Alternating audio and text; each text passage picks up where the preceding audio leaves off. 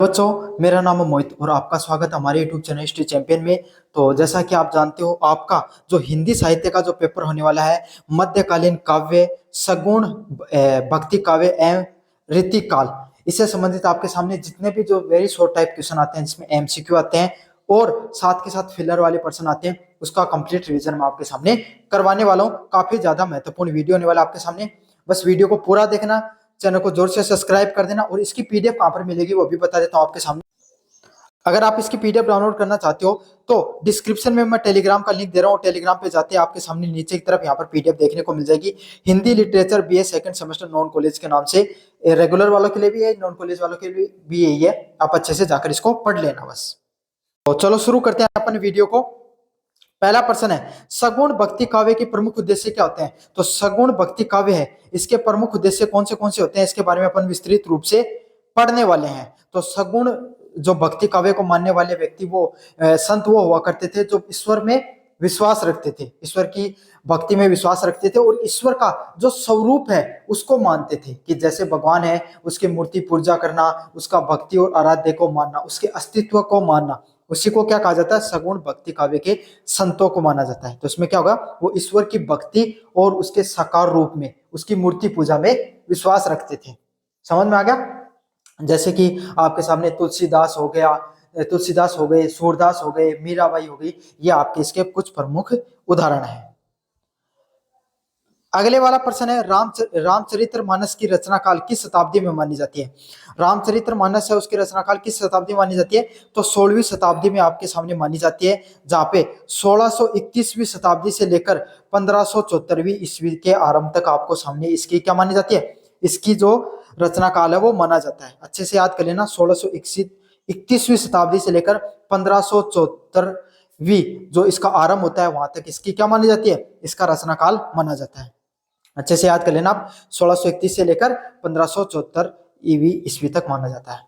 अगले वाले प्रश्न की बात करें आपके सामने, अष्टछाप के कवि किस भक्ति शाखा से संबंधित थे? तो अष्टछाप के जितने भी कवि हुआ करते थे वो आपके सामने सगुण कृष्ण भक्ति धारा से संबंध रखते थे। मतलब अष्टछाप के जितने भी कवि जो माने जाते हैं वो सारे के सारे, जिसमें मीरा, सूरदास हो गए, आपके सामने तुलसीदास हो गए, ये इसमें से उनके प्रमुख कुछ संत हुआ करते थे, कवि हुआ करते थे, जिन्होंने जो सगुण कृष्ण भक्ति के ऊपर लिखा है, जिसमें से तुलसीदास नहीं है, सूरदास हो गई, मीराबाई हो गई, ये आपके सामने अष्टछाप के कुछ कवियों में से हुआ करते थे, जिन्होंने भगवान श्री कृष्ण की भक्ति के ऊपर अपने काव्य की रचना रखी है। रसखान हो गए, जिन्होंने भगवान श्री कृष्ण के पदों के ऊपर पद लिखे, दोहे लिखे, साथ के साथ उनकी भक्ति भावना के ऊपर इन्होंने काव्य की रचना करी।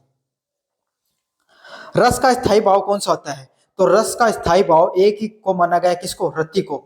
रति कौन? श्रृंगार रस का जो स्थायी भाव होता है उसके जो श्रृंगार रस होता है उसको रसराज के नाम से भी जाना जाता है। सबसे जो रस होते हैं उसमें सबसे प्रमुख स्थान कौन सा रस का? श्रृंगार रस का ही माना जाता है। तो इसमें कौन सा होगा? रतिया जो श्रृंगार रस है उसको रसों का स्थायी भाव के रूप में जाना जाता है। अगले वाला प्रश्न है, रीतिबद्ध काव्य की प्रमुख लक्षण क्या होते हैं? तो रीतिबद्ध जो काव्य होते हैं उसके प्रमुख लक्षण क्या होते हैं? अलंकार का सौंदर्य होता है, काव्य शास्त्रीय निरूपण देखने को मिलता है। मतलब अलंकार है उसमें उनका जो सौंदर्य है वो देखने को मिलता है। काफी ज्यादा महत्वपूर्ण प्रश्न है, इसको भी अच्छे से कर लेना। रिक्त स्थानों की बात करें आपके सामने, विनय पत्रिका के रचयिता कौन है? तो विनय पत्रिका के रचयिता आप सबको पता है, तुलसीदास को विनय पत्रिका के रचयिता के रूप में जाना जाता है। कौन है आपके सामने? तुलसीदास है, वो विनय पत्रिका के रचयिता है। तुलसीदास को विनय पत्रिका के आपके सामने रचयिता के रूप में जाना जाता है। अगले वाले प्रश्न की बात करें आपके सामने, रसखान का जन्म दिल्ली में कहां पर माना जाता है? तो रसखान का जो जन्म है वो दिल्ली में मथुरा के पास में माना जाता है। कहां पर माना जाता है? दिल्ली में मथुरा है, मथुरा जैसी जगह है उसके पास में इसको माना जाता है। अगले वाले प्रश्न की बात करें आपके सामने, रीतिकाल के प्रवर्तक कवि कौन है? तो केशव दास या अथवा चिंतामणि है, वो आपके सामने रीतिकाल के प्रवर्तक कवि के रूप में उनको जाना जाता है। अगले वाले प्रश्न की बात करें, मीरा की भक्ति का स्वरूप माधुर्य भाव या दास्य भाव था? मतलब मीराबाई की जो भक्ति वो किस प्रकार की थी? माधुर्य भाव में जाना जाता है। मतलब भगवान श्री कृष्ण को वो अपने पति प्रेम के रूप में मानती थी, मतलब पति मानती थी, आराध्य मानती थी, इसलिए उनका कौन सा भाव माना जाता है? माधुर्य भाव के रूप में उनको जाना जाता है। अगले वाला प्रश्न है, काव्य का प्राण किसे कहा जाता है? तो जो कोई भी काव्य होता है उसका प्राण किसको कहा जाता है? तो रस होते हैं, उनको काव्य के प्राण के रूप में जाना जाता है। तो काव्य के प्राण के रूप में किसे जाना जाता है? रस को काव्य के प्राण के रूप में जाना जाता है। अब आपके सामने जो प्रश्न पिछले पेपर में आए थे उन प्रश्नों को देख लेते हैं आपके सामने। अगला प्रश्न है, विशिष्ट देववाद के प्रतिपादक कौन है? तो विशिष्ट देववाद के जो प्रतिपादक कौन है? रामानुजनाचार्य को आपके सामने इसका जो विशिष्ट देववाद है उनके रूप में जाना जाता है। इन्होंने क्या है, जो ब्रह्म है, ब्रह्म को सगुण मानते थे, मतलब इस दुनिया में सबसे बड़ी शक्ति किसको मानते थे? ब्रह्म को ही सबसे बड़ी शक्ति मानते थे। अगले वाला प्रश्न है, अष्टछाप की स्थापना कब हुई थी? तो 1565वीं ईस्वी के अंदर आपके सामने अष्टछाप की स्थापना देखने को मिलती है। कब देखने को मिलती है? 1565वीं ईस्वी में अष्टछाप की स्थापना देखने को मिलती है, जिसकी स्थापना आपके सामने किसने की थी? वल्लभाचार्य के जो पुत्र हैं विठल नाथ के द्वारा उनकी स्थापना की गई थी। तो अष्टछाप की स्थापना किसके द्वारा की गई थी? वल्लभाचार्य के जो पुत्र हैं विठल नाथ के द्वारा की गई थी। और ये कृष्ण काव्य धारा के जो 8 प्रमुख कवियों हैं उनके एक समूह को इसके नाम से जाना जाता है। अगले वाला प्रश्न है, राम भक्ति शाखा में के कवि नहीं है? तो इसमें से कौन राम भक्ति जो शाखा है उसके कवि नहीं है? तो केशव दास है, वो राम भक्ति शाखा के कवि नहीं है। केशव दास राम भक्ति जो शाखा है उसके कवि नहीं है, वो रीतिकाल के प्रमुख कवि। उसमें नाम दे रखा था, उसमें से आपके सामने केशव दास नहीं थे, वो रीतिकाल के प्रमुख कवि है। ठीक है। अगले वाला प्रश्न है, आचार्य रामचंद्र शुक्ल रीतिकाल के समय सीमा कब से कब तक मानते हैं? तो 1700 से लेकर 19वीं ईस्वी तक आपके सामने आचार्य रामचंद्र शुक्ल रीतिकाल के समय सीमा को माना जाता है। अगले वाला प्रश्न है, निम्नलिखित में से कौन सा काव्य का प्रयोजन नहीं होता है? तो कौन सा नहीं होता? इसमें से यश प्राप्ति भी होती है, मतलब लोगों को कोई काव्य की रचना करती है उससे उसको क्या, उसको सम्मान मिलता है, यश मिलता है, अर्थ पैसा भी मिलता है, भाई पैसे भी कमाते हैं, आनंद की अनुभूति भी मिलती है, अच्छा भी लगता है। अगर आप कोई काव्य की रचना की, आप क्यों करते हो भाई? आपको अच्छा लगेगा तभी तो कोई कार्य करते हो। लेकिन प्रतिभा है एक आपके सामने जन्मजात गुण होता है, या आपके सामने अपनी मेहनत के द्वारा इसको उत्पन्न करते हो, ये काव्य के प्रयोजन से नहीं होती है। तो इसका सही आंसर क्या होगा? नहीं वाला पूछा था, तो प्रतिभा सही आंसर होगा। अगले वाले प्रश्न है, जो फिलर्स देखने को मिलते हैं, जिसमें से क्या है, उपमेय में उपमान की संभावना करने वाले अलंकार कौन सा होता है? उत्प्रेक्षा अलंकार। कौन सा होता है? उत्प्रेक्षा अलंकार को आपके सामने जो उपमेय में उपमान की संभावना करने वाले अलंकार को क्या कहा जाता है? आपके सामने उत्प्रेक्षा अलंकार के नाम से जाना जाता है। अगले वाले प्रश्न की बात करें, आपके सामने हरिगतिका का एक सममात्रिक छंद है, जिसमें से प्रत्येक चरण में मात्राएं होती हैं। तो जो हरि गतिका होती है उसमें सममात्रिक छंद होता है, जिसमें प्रत्येक कितनी मात्राएं होती हैं? टोटल 28 मात्राएं देखने को मिलती हैं। कितनी मात्राएं देखने को मिलती हैं? अच्छे से याद कर लेना, 28 मात्राएं देखने को मिलती हैं आपके सामने।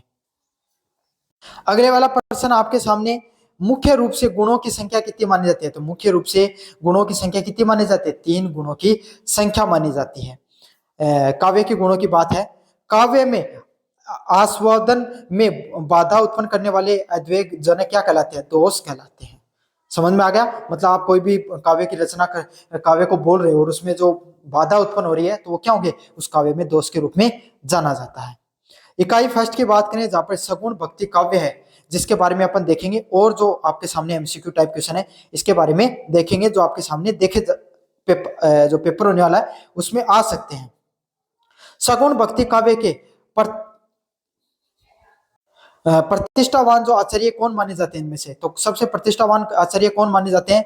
रामानंद है, उनको आपके सामने सबसे प्रतिष्ठावान आचार्य के रूप में जाना जाता है। इन्होंने जो भगवान राम की जो भक्ति थी इसको आपके सामने, इस पूरी दुनिया के सामने रखा। रामचरितमानस किस कवि की रचना है? तो रामचरितमानस किस कवि की रचना है? तुलसीदास की रचना है। इन्होंने किसमें, कौन सी भाषा में इसकी रचना की थी? अवधी भाषा में इन्होंने रचना की थी इसकी। और इन्होंने भगवान श्री राम को किस रूप में? आदर्श रूप में प्रस्तुत करने का कार्य किया है। अगला है, पुष्टि मार्ग के संस्थापक कौन माने जाते हैं? तो पुष्टि मार्ग के संस्थापक कौन माने जाते हैं? इनमें से आपके सामने वल्लभाचार्य हैं, उसको पुष्टि मार्ग के संस्थापक के रूप में जाना जाता है। किसको जाना जाता है? आपके सामने जो वल्लभाचार्य हैं इनको पुष्टि मार्ग के संस्थापक के रूप में जाना जाता है। अष्टछाप कवि किस भक्ति से संबंधित है? तो अष्टछाप जितने भी कवि हैं वो किसकी भक्ति धारा से संबंधित है? भगवान श्री कृष्ण की भक्ति धारा से संबंधित है, जिसमें सूरदास हो गए, परमानंद हो गए, विठलनाथ हो गए, वो इसके प्रमुख उदाहरण है। तो कौन है इसमें से, किससे संबंधित रखते हैं आपके सामने अष्टछाप के कवि? भगवान श्री कृष्ण की भक्ति है, कृष्ण भक्ति से संबंधित रखते हैं आपके सामने जितने भी जो अष्टछाप कवि हैं वो सारे के सारे। अगले वाले प्रश्न की बात करें, रामचरितमानस की भाषा कौन सी है? तो रामचरितमानस जो लिखी गई वो किस भाषा में लिखी गई है? अवधी भाषा में लिखी गई है। कौन सी भाषा में लिखी गई है आपके सामने? अवधी भाषा में आपके सामने रामचरितमानस को लिखा गया है। काफी ज्यादा महत्वपूर्ण प्रश्न है। रामचरितमानस वो आपके सामने अवधी भाषा में लिखी गई है। अगले वाले प्रश्न की बात करें आपके सामने, रस का मूल आधार कौन सा होता है? तो रस का मूल आधार कौन सा होता है? इसमें से कोई भी शब्दों का जो भाव होता है, अर्थ जिसमें आपकी भावनाएं उत्पन्न होती हैं, वो आपके सामने रस का क्या होता है? मूल आधार देखने को मिलता है।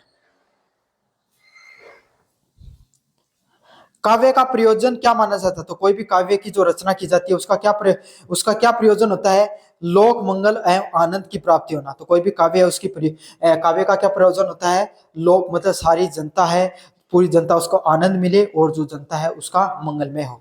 तो कोई भी जो काव्य है उसका प्रयोजन यही होता है कि आनंद की प्राप्ति हो, पाठक का जो पढ़ने वाला व्यक्ति है उसके अंदर रस की अनुभूति हो, उसको खुशी मिले।